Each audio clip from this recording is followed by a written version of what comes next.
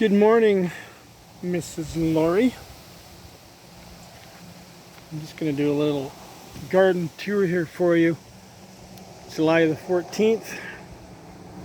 I don't know, it's maybe 2 o'clock in the afternoon here. I'd put you somewhere around lunch. A couple hours we'll be having supper out here in what we call parking out back. Let's see, Outback Park. Alright, let's go for a little tour. We've got a bunch of sunflowers that are actually doing okay. The wind's pressing them up against the deer fence right now. And yesterday, or a couple days ago, what are these little yellow things are? They almost look like, oh, you know what I'm trying to say. You know the little ones where you go, wah, wah, wah, wah, wah, wah. Snapdragons. There you go. They look like mini snapdragons. They're just growing by the roadside. So Fern cranked a few out, put them in, and they're doing great. All right, here on this side, we have beans in about 3 or 4 places. So these are coming along not too bad. One day we're just going to all of a sudden see a bunch of beans. So they go all along the width of this side of the garden. And these ones were planted a bit earlier than some of the other ones. And then they also go all along the length of the garden. So I think it's like 60 feet, 65 feet by about 85 feet. We have approximately 5,000 square feet in here anyways, thereabouts. 280 feet of fence. The squash, the plants look pretty good. No flowers on them yet. And the Spadanskis. So we have lost, here's an example. We have lost probably between 10 and 15% of the potatoes to something. And we think it's blight. They're just focusing on a couple that aren't doing well.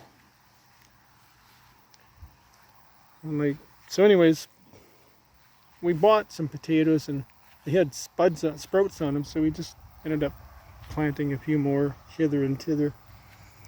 We'll see how it goes. Fern accidentally sort of dug up one of them that the plant had basically died, and underneath it were a couple, well, I should say maybe 4 or 5 wee little potatoes, like sort of quarter size. So in spite of the blight, there was still something underneath there, which was actually very encouraging. So lots of squash. Once again, no blossoms. I see the blossoms are starting inside, but they are sending runners out, and that's usually a sign they're going to blossom. These are our pumpkins. I think there's about a dozen plants in here, 10 to a dozen. And I've only noted 2 that have set.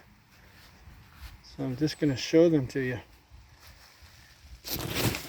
That one right there. And that one right there. So, I don't know. We've had hideous amounts of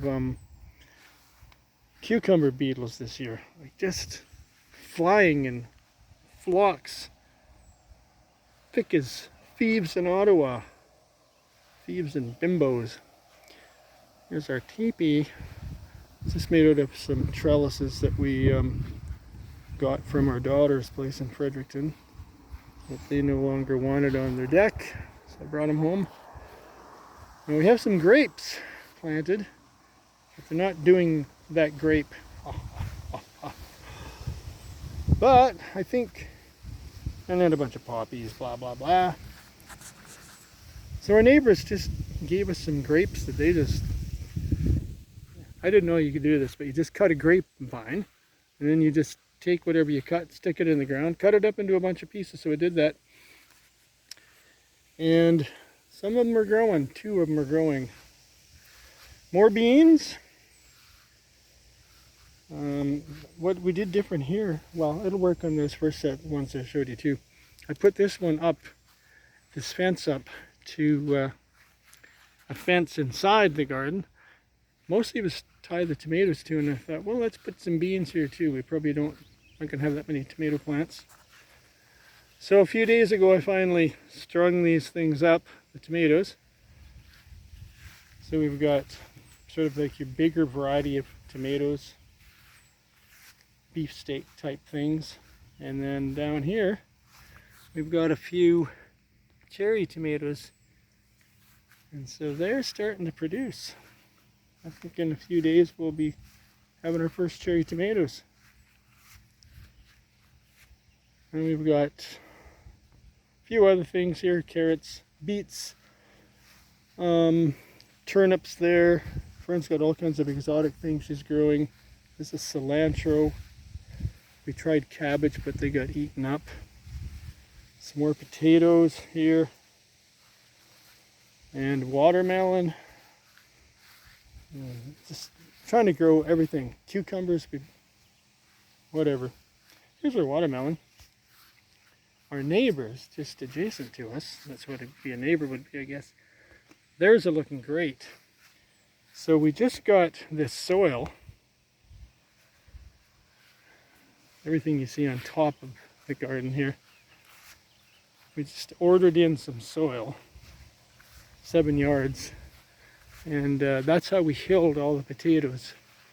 It's an Atlantic version of topsoil, and unfortunately I can smell it. I think it's got biosludge in it too, which is code word for human poop. So it means that there'll be all kinds of medication in that soil too, unfortunately. Birth control pills and Tylenol and whatever else gets ejected through the body as people engulf themselves with medication. So here we are.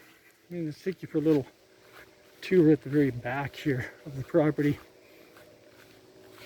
The pine trees on my left are, that's the left side of our property. Now we've got about 20 feet of bush in here, in behind this grass line. And so I've been cutting some trails, and I first just cut an opening to discard branches and stuff, things that I don't want hanging around. So I didn't want to look at them.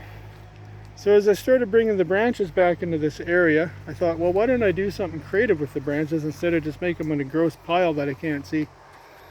So it's like a wigwam. I call it the tree pea. It's all made out of trees, so right now I'm in it. It doesn't show up as very dark on the camera, but it's kind of fun. It's cool in here, and I've got more. I'll just keep adding to it as time goes on. So I can come in here, and if I want to be outside and it's too hot, I can come and sort of relax in the shade of the tree pea. All right, maybe I'll bring a beer back here later. So right now I'm at the end of our property, but there's nobody behind us. There's this like hundreds of acres of forest right in behind us, starting right where I'm standing. So I kind of cut a trail, and straight ahead there's a little meadow, and if you turn right you head into the deep dark woods. So the first part of the deep dark woods are all these beautiful pine trees that they obviously harvested the wood, I'm going to say 20 years ago maybe, quite a few acres, and they put pine in. So starting 2 days ago I decided I wanted to make a trail that's approximately the back of our property, just to sort of define where our property was.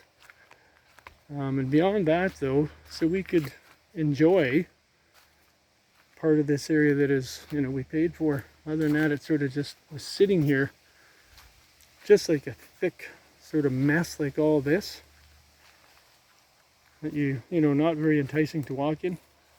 So, spent a few hours back here, snipping, cutting, digging, grunting, belching, making this trail. This is a big old apple tree here, but it's like way out of control, so it's not really producing anything. That one too, that three-pronger, that's another big apple tree. So then the trail just comes out on the other side of our property. Basically I went property line to property line. And then there's this area here which is like probably 16 feet or so deep. And it's just like solid, thick brush. And I don't even know what it's all back here. But we did notice, in among it, are some raspberries. Now I don't know if they're wild or if somebody planted them here. Whatever the answer is, and look up, we got some phlox back here too. Just noticed that the other day. So we don't know the scoop on it, but I'm gonna get in here and try to clean this out as much as I can and expose the raspberries so they'll have more access to do some more of their own growing. Right now there's too much competition with everything that's in there.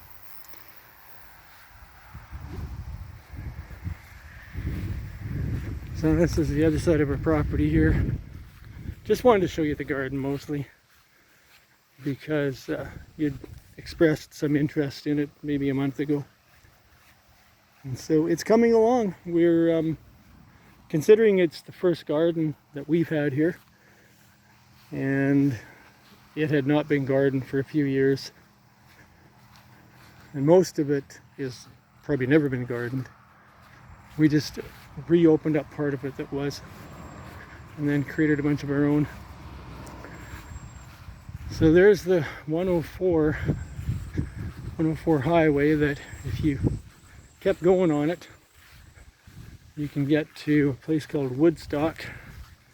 Of course, maybe Woodstock means something to you. That's where all the hippies got together in the 60s and had the big concert. It didn't actually happen in New York. That's just a bunch of lies. That happened in New Brunswick. Woodstock, New Brunswick. We moved all these lilies out here. They were by the garage. They look better here. So there we are. Fern hates being on the camera, but shh, she's right there. She'll kill me. That's it, 1988. Have a good one. Hope your day is going to be great. And greetings from the East Coast, the Maritimes. Ciao now.